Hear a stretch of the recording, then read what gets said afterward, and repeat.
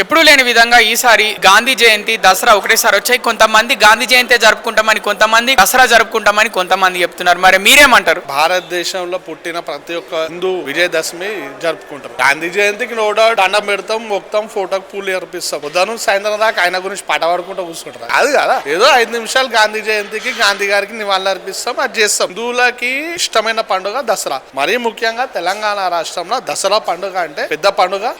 నవరాత్రుల సమయంలో బతుకమ్మను సెలబ్రేట్ చేసుకుంటాం. మరియు తెలంగాణ రాష్ట్రంలో దసరా పండుగ సందర్భంలో 2 తెలుగు రాష్ట్రాల్లో యాటలు దిగంది, కోళ్లు దిగంది, పూజలు కావు. తప్పకుండా మేము రాష్ట్ర ప్రభుత్వాన్ని కోరుతున్నాం. గతంలో వీళ్ళు పోయినసారి ఎలక్షన్ కోడ్ ఉందని చెప్పి బాబాసాహెబ్ భీమ్రావ్ అంబేద్కర్ జయంతి ఉత్సవాలు జరపలే. మేము మా భారతీయ జనతా పార్టీ ఎస్సీ మోర్చాలు కూడా బ్యానర్లు కడితే ఆ బ్యానర్లు చింపేశారు ఎలక్షన్ కోడ్ ఉందని. కానీ ఇదే ప్రభుత్వం ఎలక్షన్ కోడ్ ఉన్నా కూడా ముస్లింల పండుగ రంజాన్ కి ఎగ్జామ్షన్ ఇచ్చుకుంటా రాత్రంతా హోటళ్లు కూలబెట్టుడు, రోడ్ల పొంటి వాళ్ళు స్పీకర్లు పెట్టుకునే విధంగా వాళ్ళకి స్వేచ్ఛనిచ్చారు. వాళ్ళకి అంత స్వేచ్ఛ బాబాసాహెబ్ పండుగ జరపకుండా వాళ్ళకి అది ఇచ్చినప్పుడు మరి హిందువుల పండుగ అయిన దసరా పండుగకి మీరు ఆంక్షలు పెట్టొద్దని నేను ప్రభుత్వాన్ని కోరుతున్నాను. ఇప్పుడు అప్పుడు ఒక న్యాయం, ఇప్పుడు ఒక న్యాయం ఉండదు కదా, ఈక్వల్ ఉండాలి. గాంధీ గారికి మేము నో డౌట్ మేము రెస్పెక్ట్ ఇస్తాం. కానీ మా పండుగలని ఆపుకొని చేయమంటే మేము చేయమట్లా. అట్లయితే మా దేవుడు అంబేద్కర్ గారి జయంతి ఉత్సవాలు మీరు జరిపేది ఉండే. అప్పుడు ఈ దేశానికి రాజ్యాంగం ఇచ్చిండు బాబాసాహెబ్ భీమ్రావ్ అంబేద్కర్ గారు. ఆయన జయంతి ఉత్సవాలు మీరు ఎలక్షన్ కోడ్ ఉందని చెప్పి జరపలేదు. మళ్ళీ ఇప్పుడు ఇదేంది కొత్త నాటకం?